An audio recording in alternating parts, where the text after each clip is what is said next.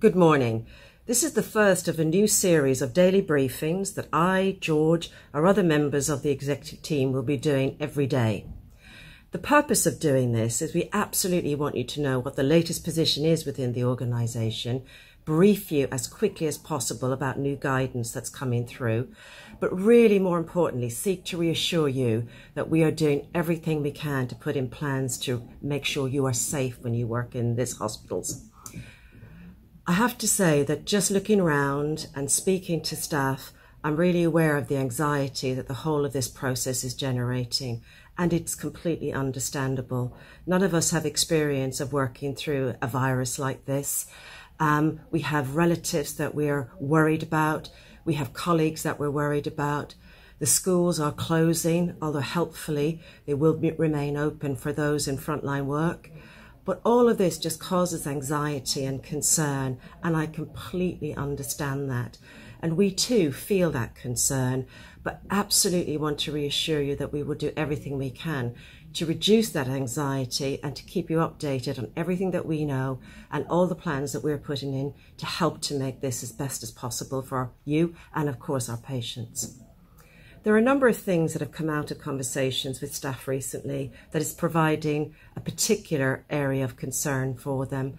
Probably the biggest has been around personal protective equipment, PPE as we call it, and concerns that do we have enough? Will I be able to access it quickly? Am I going to be protected? These are really natural anxieties. I do want to give you assurance that we do have enough equipment. We are also, though, aware that maybe in certain areas people aren't able to access it as quickly as possible. And through our current processes about gold, we're ensuring that we tighten those processes to make sure that everyone is aware you can access it quickly and how to do it in a safe and methodical manner. So really important that we do that, but we do have enough. We have more on order, which will be coming. And you may have heard recently that Michael Wilson, who's the chief exec in SASH, is actually taking a national lead in this. So our neighbours can help us as well.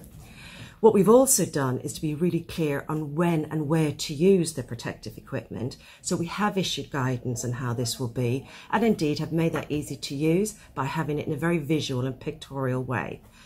We will do everything we can to make you safe, but please do apply these policies and procedures because that's what will make it effective.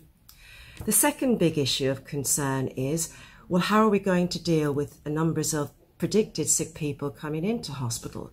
And again, we've taken that hugely seriously, involving our staff indeed in creating the plans and our clinical expertise in being able to execute them should any of those particularly predicted scenarios happen. So what we're doing is we're working with the system to make sure that we can empty the hospital as quickly as we possibly can. We've taken some real decisions about cancelling all non-urgent elective procedures. You'll hear more about that over the next few days. We will ensure that the plans so already, for example, for intensive care and A&E, are going to be resourced should different numbers start coming through our system. And we will also make sure that we plan that in a way that allows us some time to perhaps redeploy and potentially to retrain staff so that they can work in different areas. We will keep you updated on this every day. The third issue, which is absolutely a huge issue, particularly of concern to our staff, is the guidance coming out on policies that affect staff. So, for example, self-isolation, what do we do when the schools close down? Do our carers policies still apply? Yes, they do. We will be issuing further guidance on self-isolation because, of course, we want as many people to be able to work as possible, and that will be coming out again over the next couple of days. You may have heard in the press that there's some real new innovations in testing if people have already been exposed to COVID and actually may be protected, and of course we'll act immediately once those are released as well. So a huge amount of work ongoing about all of this. And of course, we'll make sure the guidance is as up to date as we possibly can. I do need to mention though, the guidance does come out every day and we do need to filter that. So if you can be patient with us, that would be great. We'll do everything we can to help. I just want to end really with a personal reflection. I've always known we have brilliant staff in this organisation, but seeing how staff are pulling together, working with us as the leaders of the organisation, helping us to not only identify problems but come up with solutions, has just been inspiring over the last couple of weeks. And it absolutely gives me huge confidence that if we continue to work together in the way that we can, we will deal with this viral epidemic as well as anybody else in the country, and probably better. I just want to take this final opportunity to thank you all for coming to work, for doing what you do every day, keeping our patients safe and giving each other support. Thank you.